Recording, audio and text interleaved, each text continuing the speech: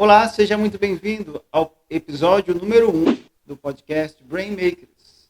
Nossa missão é discutir os pressupostos do desenvolvimento pessoal de uma maneira simples, descontraída e intuitiva, para pessoas como você, que querem sair do ponto A ao ponto B. Pessoas que querem se desenvolver através do autoconhecimento, da ciência e dos princípios que permeiam o desenvolvimento pessoal. Hoje, nós temos a nossa primeira convidada. Ela vai ser quem vai inaugurar a nossa programação. Vamos dizer que ela vai cortar fita. Olha uma honra como essa. Então, ela é doutora em Neurociências e Biologia Celular, coordenadora do LADIM, da UEPA Campus 18, vice-coordenadora do mestrado CIP da UEPA, bolsista Produtividade em Desenvolvimento Tecnológico pelo CNPq, a professora a doutora Ivete Ribeiro. Olá a todos que estão aqui nos ouvindo. Muito obrigada, Carlos, ao Brain Makers. Estou muito orgulhosa de estar inaugurando, né, esse espaço que foi pensado, eu tenho certeza aqui com muito carinho, muita dedicação. E vamos lá, estou aqui para poder ter uma conversa e a gente poder aprender junto. O que esse tema aqui é tão fascinante para muita gente. Perfeito. Já pegando o gancho do tema, então vamos adentrar. O nosso tema, que reflete a nossa missão, é responder, ou tentar responder, a pergunta: como saber o que eu quero da minha vida? Como saber meu propósito? Como saber meus talentos? Como saber que ramo seguir? A atividade com a qual eu me encaixo? Será que a única variável que importa é dinheiro? Será que há mais alguma coisa que permeia o desenvolvimento das pessoas que façam elas quererem adotar uma área para a sua atuação profissional? Então vamos para a primeira pergunta, primeiro questionamento. Como que funciona o nosso processo de escolha? O que a neurociência diz sobre isso? Que tema, né? Mexe muito com o nosso cérebro, né? O nosso ser, o nosso comportamento. Quando a gente fala em escolhas, é algo que ela intriga muito a sociedade, porque assim, as nossas escolhas, elas são baseadas em experiências. E as experiências, elas são moldadas no nosso cérebro. Então, por exemplo, a construção de quem a gente é hoje em dia, ou que a gente vai ser um dia, depende muito das experiências que o nosso cérebro projeta. Então, por exemplo, tem dois pontos muito importantes no cérebro humano, que é o cérebro da emoção e da razão. E o equilíbrio entre eles faz a gente recuar ou faz a gente avançar. Então, assim, é uma escolha. Então, como a gente vai colocar essas experiências e colocar essas novas habilidades é o que vai ser a consequência de uma futura Ivete ou de um futuro ser humano qualquer. Que a gente possa, quem estiver ouvindo a gente, possa entender dessa forma. Entendi. Seria um lado mais racional e seria um lado mais emocional. Exato. Compreendo. Muita gente se sente paralisada pela incerteza. Como a gente pode contornar esse grande muro da incerteza? A gente tem alguma bússola interna que possa nos guiar no processo da escolha? Por exemplo, do curso que a gente vai seguir, de uma carreira, de algum ramo de atividade. Tem algum conceito, alguma técnica que nós possamos ter como norte no momento que nós vamos escolher a atividade com a qual queremos gastar nossa vida? Sim, sim. Olha, a gente tem que pensar no seguinte, eu vou falar em termos de neurodesenvolvimento. Vamos pensar assim, desde o processo infantil até a vida adulta. Com o desenvolvimento infantil, a parte que está bem evidente, ou o cérebro está bem atuante, é a parte emocional. Tanto que a gente vê, por exemplo, o pouco controle das crianças, quando querem alguma coisa, choram, né? Não tem aquele controle, vai chegando a adolescência, precisa controlar, vai chegando a fase adulta, tem um controle maior. E esse controle, ele permeia por uma área do cérebro aqui na parte da frente, que é a área pré-frontal. Então, as nossas escolhas, o que a gente vai desenvolver ao longo do tempo, ela depende do quão essa área, aqui na área pré-frontal, aqui na parte da frente do cérebro, ela está evoluída. E a partir daí, vai existir um equilíbrio. A escolha, os medos, por exemplo, se a gente deixar o medo tomar conta, o que isso representa para o cérebro humano? É que a área frontal, ela não está tendo um controle. A área racional não está tendo um controle sobre a área emocional. É como se fosse isso. Mas quando a gente deixa... todo mundo sente medo. Só que quando a gente consegue controlar esse medo, a gente está usando áreas estrategicamente mais evoluídas do que, por exemplo, os nossos ancestrais. Se a gente for parar para pensar, os homens das cavernas, eles tinham a área pré-central, né, bem menor do que nós temos hoje. Isso representa o quê? Que a gente conseguiu evoluir quanto espécie. A gente conseguiu evoluir quanto razão. Mas não quer dizer que a emoção não esteja lá. Mas é um equilíbrio. É um controle para a gente poder avançar. Por exemplo, você falou a questão dos cursos, né? Tem alunos que não vou trabalhar não vou ser bombeiro, porque eu tenho pavor de água. Porque eu sei que eu vou trabalhar ali, então procura outro tipo de habilidade. Mas não impede ele de controlar aquele medo, entendeu? Então isso acaba direcionando as escolhas acadêmicas, profissionais, que a gente escolhe ao longo da nossa vida. Perfeito, muito bem entendido. Já pegando o gancho da pré-história, nós temos a colocar o medo como vilão. Sim. Eu tenho medo, não posso ter medo, não. Não é. Medo é parte de nós, nos tira do perigo. Sim. É um mecanismo de sobrevivência. Mas eu acredito que hoje a reação do medo, ela pode ser controlada, ela pode ser administrada, de modo que essa reação ela não nos atrapalhe em meio a novas experiências, como exemplo, a minha própria experiência aqui, apresentando esse podcast com você. Sim, é uma boa pergunta, Carlos, porque a gente está falando assim, a gente está falando de medo. Só que muitas vezes a vida coloca a gente em situações que a gente não tem escolha. A gente vai ter que enfrentar aquilo. E é impressionante, a gente se paralisa, a gente pode fazer errado, mas o fato é fazer. Porque da feita que você faz, o teu cérebro ele começa a processar de uma forma que não é tão ruim. Por exemplo, tem pessoas que têm pânico de estar na frente de um microfone aqui, né? Ou quando liga uma luz na sua frente, paralisa tudo, né? Paralisa tudo. Mas vai fazendo uma vez, não sai tão legal, não faz outra. Vou dizer uma estratégia minha, pessoal. Eu ouço muito os meus áudios. O que eu falo. Eu mando e eu ouço. Porque eu quero ver o meu tom de voz, se eu tornei agressiva. Se eu falei uma coisa que não ficou muito claro para entender. Numa entrevista, eu procuro assistir várias vezes a entrevista que eu dou. Eu falei, nossa, mas isso ficou ambíguo. Eu tenho que enfatizar mais nisso na próxima vez. Eu não deixei claro isso. Então, assim, posso contar que acho que eu já fiz mais de 20 entrevistas na minha vida, não sei, nunca parei para contar.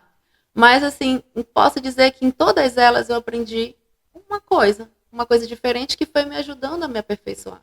E não quer dizer que eu queira trabalhar com jornalismo, né? Mas é uma habilidade. Eu nunca imaginei estar nesse meio, mas, assim, a desenvoltura, lidar com pessoas, conversar, olhar nos olhos, isso ajuda a gente a perder o medo. né, de como encarar, de repente, a situação, o que a gente vai fazer. É que nem, eu vou contar aqui um segredinho interno do Ladim. Os meus bolsistas, eles falam que eles têm mais medo de apresentar os trabalhos para mim do que para um público gigante. Eles falam isso, né? Eles falam, pode me colocar no evento internacional que a gente apresenta muito bem, mas quando a senhora está lá, a gente fica um pouco mais, o coração palpita, a gente erra às vezes alguma coisa. Que eu falo para eles, não quer dizer que seja a imagem da Ivete, mas é ali porque vocês estão sendo avaliados, vocês estão sendo julgados, vocês estão sendo questionados. Num público mais amplo, vocês não têm pessoas conhecidas, não têm os gatilhos que despertam, né? Isso é um exercício, eu falo para eles, vai doer? Vai, mas vocês vão sobreviver.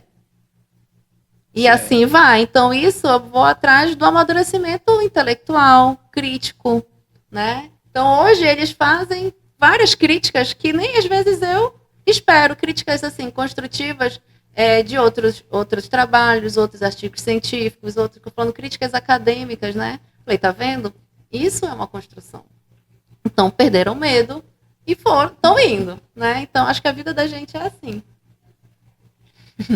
Muito legal. Fale mais sobre o Ladim.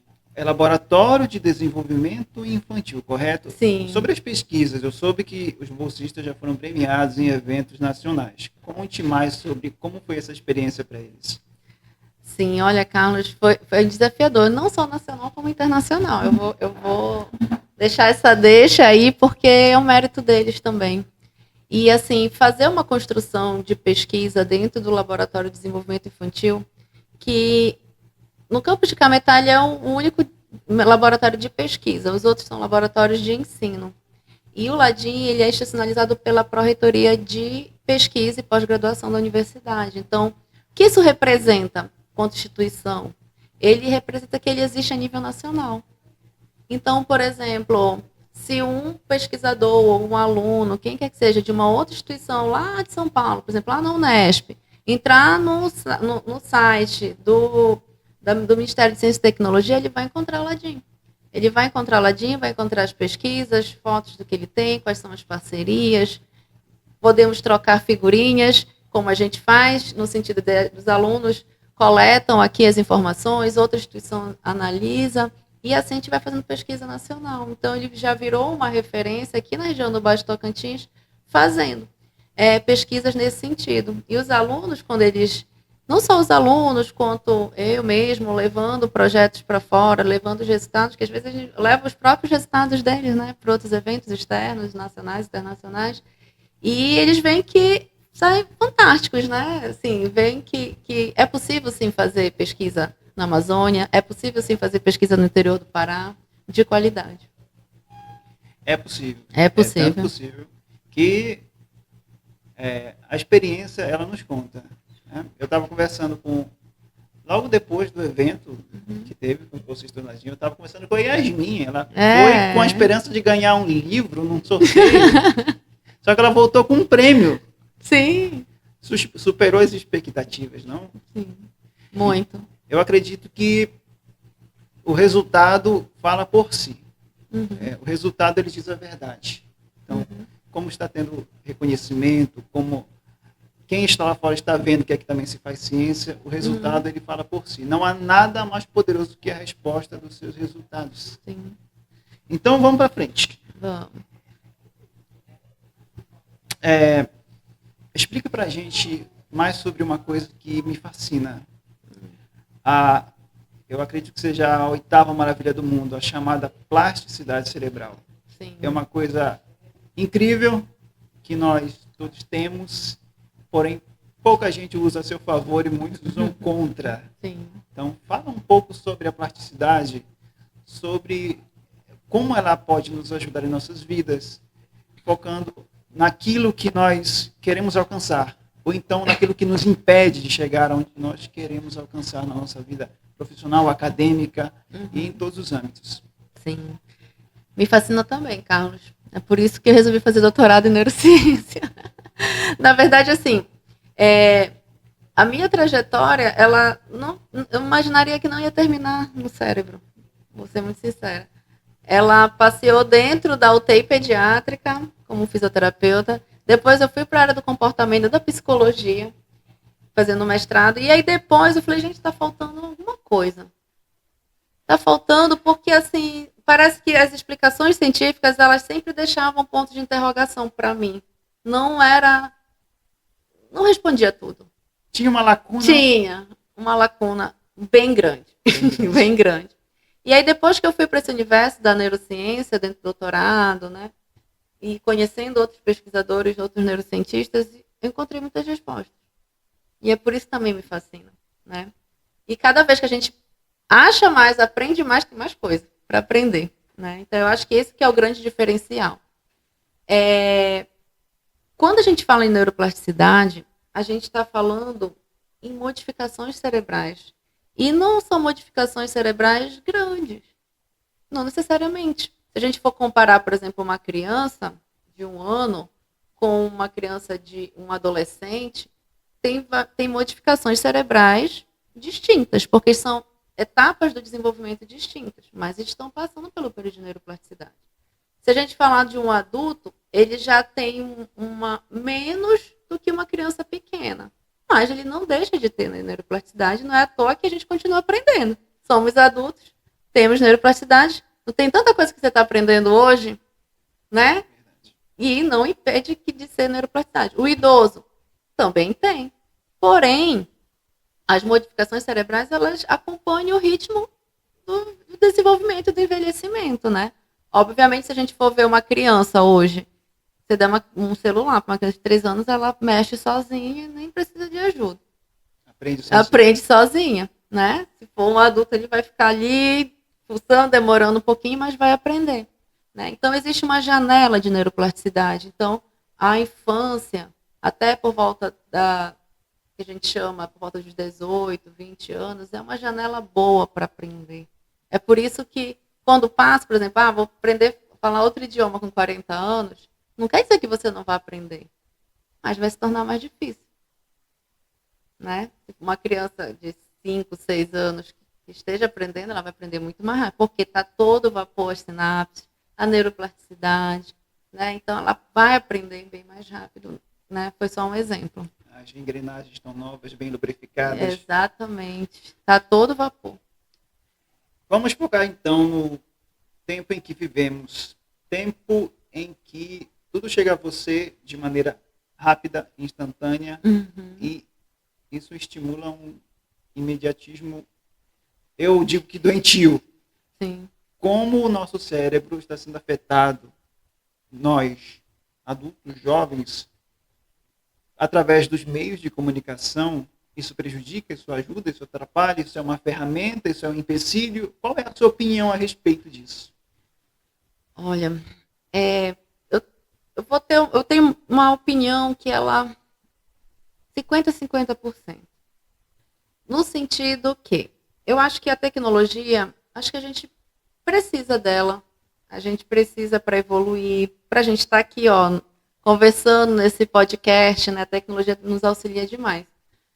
Só que, em contrapartida, pegar, por exemplo, o celular, as aulas hoje em dia, para as crianças, ela não vai ter tanta maturidade para discernir até onde ir. Por isso que precisa de um adulto para dizer, controlar, até aqui vai, até aqui não vai, né? E o que isso implica para o cérebro da gente? A gente está falando de habilidades, a gente está falando de experiências. O cérebro humano, se você... O que o cérebro humano quer hoje em dia? Ele quer que você não gaste energia. É isso que ele quer. Ele quer que você fique deitado numa cama, assistindo televisão, sem ter que raciocinar, sem ter que pensar. É isso. Quando você começa a desenvolver uma outra habilidade, a gente não fica cansado. Olha, eu aprendi a fazer isso hoje, a gente fica mentalmente cansado. Por quê? Porque exigiu mais do teu cérebro. É como se você fosse para a academia aquele dia e você voltasse todo dolorido. E o cérebro é um pouco disso. Então, se você acostumar seu cérebro a não produzir, a não desenvolver determinadas habilidades, ele vai se acostumar. E aí a gente pode levar para o lado do telefone hoje, do celular, né? Hoje em dia, os jovens, vou falar que você perguntou dos jovens, estão acostumados a desenvolver a habilidade de teclar, né? Então, se a gente for ver, é muito nítido o adulto jovem teclar com os polegares, né? Tecla mais rápido. Você já prestou atenção no idoso, como ele tecla? É com o indicador. É com o indicador. Isso mostra um avanço evolutivo diferente. Porque as pessoas mais idosas, elas desenvolveram habilidades hoje, por exemplo, de escrita, de leitura no papel, não no digital. Então, tudo isso foram modificações cerebrais que a juventude de hoje pouco tem.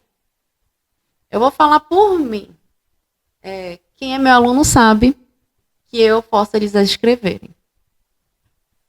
Eu gosto de manter essa tradição, vou chamar assim, de tradição, de, por exemplo, fazer umas atividades e, na maioria delas, escrevam. Por que eu faço isso? Primeiro, para colocar o cérebro deles com experiência. Né? Experiência e memória. Ativar áreas de experiência, ativar áreas de memória. Porque a atividade da escrita é uma área cerebral. Da leitura é outra.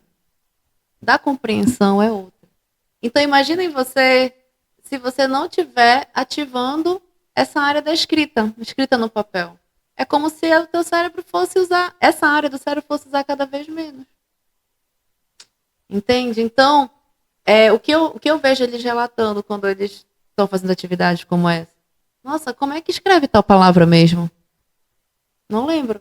Porque no digitar, você é VC, né? A gente para de escrever você. Acho que falam VX. Né? Ainda é o VX aí. Então, isso é fora do contexto gramatical. E para a escrita acadêmica, para a escrita científica, precisa saber escrever. Né? Tirar os vícios de linguagem que no celular nos permite, digamos assim. Correto. Compreendi perfeitamente. Certo. Então, se você pudesse... Você me falou um pouco da sua caminhada, né? Uhum. Eu acho que até deu para a gente acompanhar um pouco de como foi a caminhada da professora Ivete, né? Então, falando de encontrar a sua paixão profissional,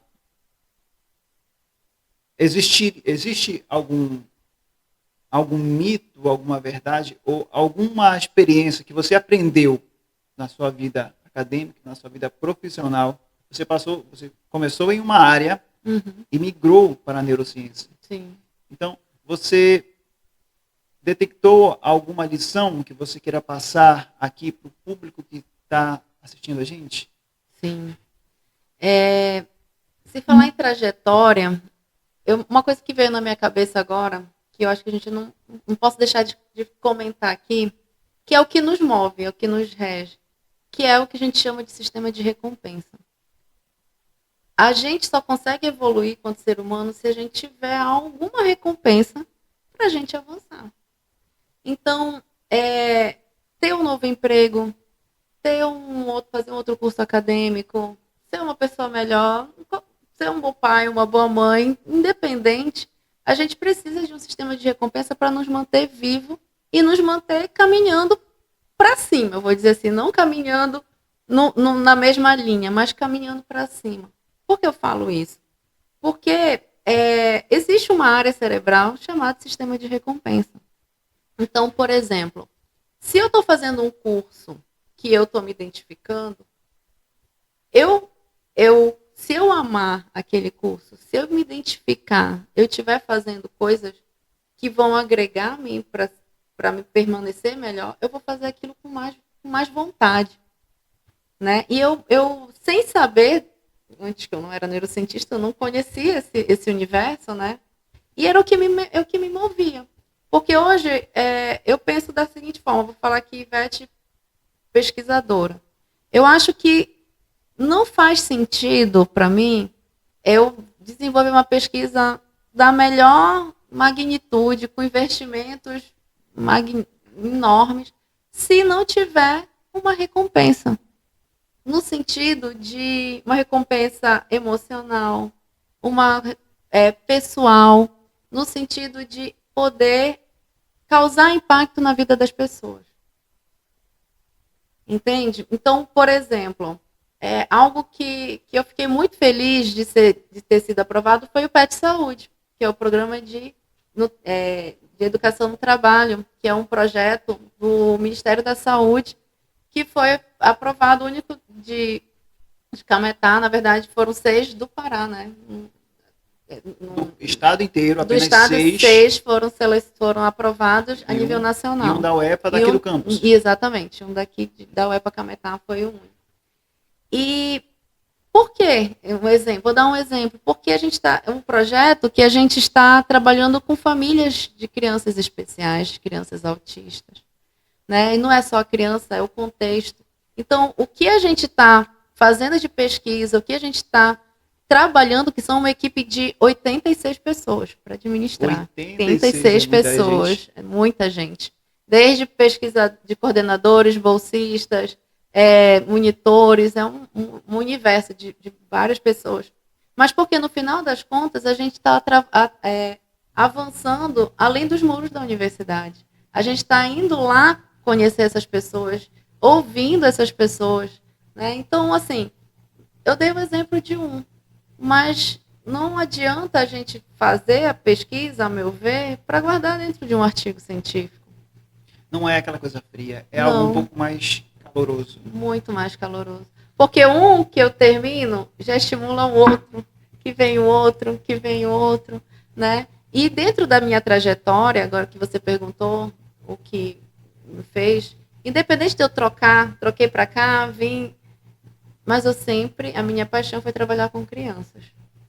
E o que eu lembro dessa minha paixão foi desde o meu 2º ano de faculdade, da universidade. Sou formada em fisioterapia pela UEPA, sou egressa da UEPA. E onde eu me identifiquei muito foi quando eu fiz os estágios na UTI neonatal lá da Santa Casa, que eu ficava direto com as crianças ali. Então, assim, eu posso ir para vários... Fui fazer residência na Universidade Federal de São Paulo, fiz residente lá por 2 anos, e lá com criança. Fiz em pediatria, neonatologia. Depois fui fazer o mestrado em pediatria. Agora neurociência, já vou ser um pouquinho, mas cheguei nos cérebros dos adolescentes, né, que foi a pesquisa com que eu trabalhei, mas sempre permeando por isso. E por quê? Resolvi, antigamente eu não sabia, hoje eu sei. Porque eu acho que é o futuro da gente, o futuro da nossa nação. Então, se a gente puder trabalhar algo que um dos nossas linhas de pesquisa no Ladim é trabalhar com leitura. A gente sabe que o nosso Brasil, a nossa região aqui do Baixo Tocantins, o índice de analfabetismo de pessoas que não sabem ler é muito grande. Isso implica no IDEB, implica na educação, né, da nossa sociedade, da nossa comunidade. E quando a gente faz pesquisas para melhorar, mudar estratégias de ensino dos professores para que essas crianças não cheguem à vida adulta sem ler. Né? Olha só as modificações cerebrais a falta de experiências com leitura. Gente, é maravilhoso quando a gente descobre que o A é o A. Porque a criança que não sabe ler, ou o adulto que não sabe ler, vê só um símbolo, mas não sabe que o A é o A. Então, quando ele começa a ver, juntar o C com A, que faz o K, SA faz o ZA, então casa, é uma descoberta. E eu amo ler. Adoro ler, um atrás do outro, por mim eu lia sem parar. E aí eu queria muito que as pessoas tivessem esse brilho nos olhos de pegar um livro e ler, porque acho que a educação transforma. Né? E acho que é através disso que a gente pode melhorar a sociedade, melhorar o impacto social, melhorar nossa retribuição, digamos assim, quanto pesquisadora, digamos assim. Ok, então vem uma perguntinha aqui, que é uma saideira, mas eu acho que é a melhor de todas. Qual você considera que foi o seu maior erro e o que você aprendeu com ele? O maior erro? Eu não vou entender como maior erro, mas eu acho que foi necessário. Por exemplo, na época que eu estava... eu achava que, na época que eu terminei a residência, eu achava que eu ia ficar dentro de um hospital até me aposentar.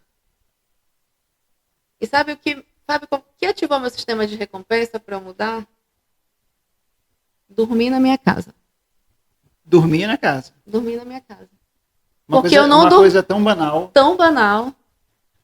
Porque eu passava 3, 4 dias de plantão, né? Não dormia em outro lugar.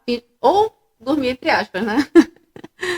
E eu falava assim, meu sonho de consumo hoje é dormir. E eu amo dormir. E depois que eu comecei a estudar o cérebro, né? Eu descobri que a gente aprende mais dormindo.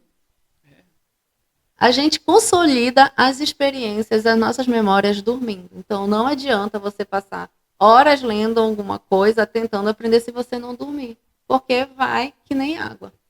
Vai se tornar uma memória de trabalho. Vocês estão ouvindo aí, galera da produção? Aí? Tem que dormir, tá? Não adianta passar a noite inteira lendo aí, tem que dormir.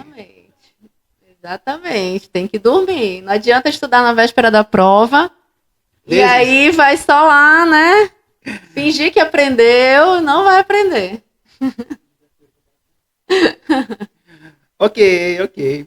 Então, dá pra gente aqui, para todos nós que estamos assistindo, eu também me considero um telespectador, só que eu sou um VIP aqui, estou perto da entrevistada. Uma sugestão de um livro, de um filme ou de um documentário para ampliar o nosso conhecimento. Olha, tem uma série que eu gosto muito. Se chama Babies. Ela, se eu não me engano, tem na Netflix. E eu gosto muito porque são vários episódios. Acho que tem 2 temporadas, se eu não me engano. Aí tem vários episódios. E cada episódio conta avaliando comportamentos infantis. Então, por exemplo, comportamento da coordenação, como é que funciona em determinadas idades. Comportamento, por exemplo, o que acontece no cérebro de mães solo? O que acontece no cérebro de... Tem uma outra que eu lembrei agora, também, que ela é Brain, se eu não me engano o nome, que é a doutora Ruth Feldman, que é uma neurocientista canadense. E ela estuda, por exemplo, afeto de mãe e bebê. Então, por exemplo, quando a mãe está só, ela tem desenvolvimento, cuida do filho sozinho, ela tem um tipo de desenvolvimento. Quando tem o pai presente, é outro. Quando são pais homossexuais, são outros tipos. Então, isso modifica geneticamente, e falo geneticamente porque muda a configuração do DNA, dos neurônios, tudo isso. Né? Só para dar um exemplo. As pessoas comentam muito, né? Depois que a gente vira mãe, não dorme, né? Não tem um ditado assim? A gente escuta bastante. A neurociência explica, você sabia? Por quê? Dentro do nosso cérebro tem uma área chamada amígdala. Eu não tenho filhos, então minha amígdala ela está lá geneticamente no tamanho que tem que ser, digamos. Mas uma mulher que ela tem filhos, a amígdala ela aumenta. O que significa amígdala? É a área de luta e fuga. É a que está a nossa antena. Então, se a mãe ela tem uma amígdala maior, ela sempre vai estar em alerta até dormir. Quem tinha sono pesado, o sono fica leve. A tendência é. Não vou dizer que é todo mundo, mas a neurociência ela explica que uma porcentagem muito grande das mulheres tem. E esse aumento ela se dá no decorrer da gravidez. Então, por isso que os pais não engravidam, então não desenvolvem modificações na amígdala. Deu para entender? Durante a amamentação. Mas é diferente daqueles pais homossexuais que têm barriga de aluguel, que fazem barriga de aluguel. Contratam uma outra mãe para gerir um filho, porque eles acompanham a gravidez dessa terceira mulher, dessa terceira pessoa, e a amígdala cresce. Olha aí que surpreendente. Bem interessante. Né? Ok. Para quem quer acompanhar a professora Ivete Ribeiro, pode colocar suas redes sociais, Instagram, que a gente vai jogar aqui na tela, né? Mas quem quiser acompanhar seu trabalho, quem quiser acompanhar o trabalho do ladinho, né? As pesquisas que vocês desenvolvem, pode compartilhar aqui com o nosso público. Sim, com certeza. Eu preciso falar? Pode falar. Sim, tá. Quem quiser conhecer um pouquinho mais, eu convido a conhecer aqui o LADIM, que é o Laboratório de Desenvolvimento Infantil. Ele fica localizado aqui na UEPA, Campus de Cametá, né? Tem horário de funcionamento de segunda a sexta, né? Durante o dia, tarde, até a noite. Os alunos também ficam por aqui, né? E também tem o Instagram, o meu pessoal, que é Ivibeiro, arroba Ivibeiro, né? E também tem algumas coisas que a gente costuma compartilhar no Instagram institucional. Lembrando que dentro do institucional da UEPA Cametá, lembrando que é importante seguir, porque o LADIM não faz só as pesquisas, tem os eventos internos, né? E um dos eventos que geralmente a gente tem um público muito grande, que é o Neurociência em Foco. Ele já vai para a 5ª edição, né? Já tem data? Já, agora em março. Estamos programando. Estamos pensando na temática. Aí a procura é muito grande, porque a gente comenta, né, da neurociência no dia a dia das pessoas, fala fatos bem que interessam a todo mundo. A neurociência está por todo lugar, né? Isso que é mais interessante. Eu acho isso maravilhoso, o interesse genuíno da pessoa no autoconhecimento. Sim, perfeito. Também acho. Muito bem, então, eu quero agradecer a participação da nossa convidada, professora Ivete Ribeiro, e todos que acompanharam o nosso primeiro episódio. É só o primeiro e vem muita coisa boa pela frente. Desde já eu quero agradecer também a parceria da UEPA Campus Cametá, que é a nossa parceira aqui, né? Parceira do Brain Makers. Se você quiser visitar, fica na Avenida Inácio Moura, né? Aqui em Cametá. E você pode fazer a visita aqui para a nossa parceira. Então, gente, muito obrigado. Esse foi o Brain Makers e até o próximo episódio.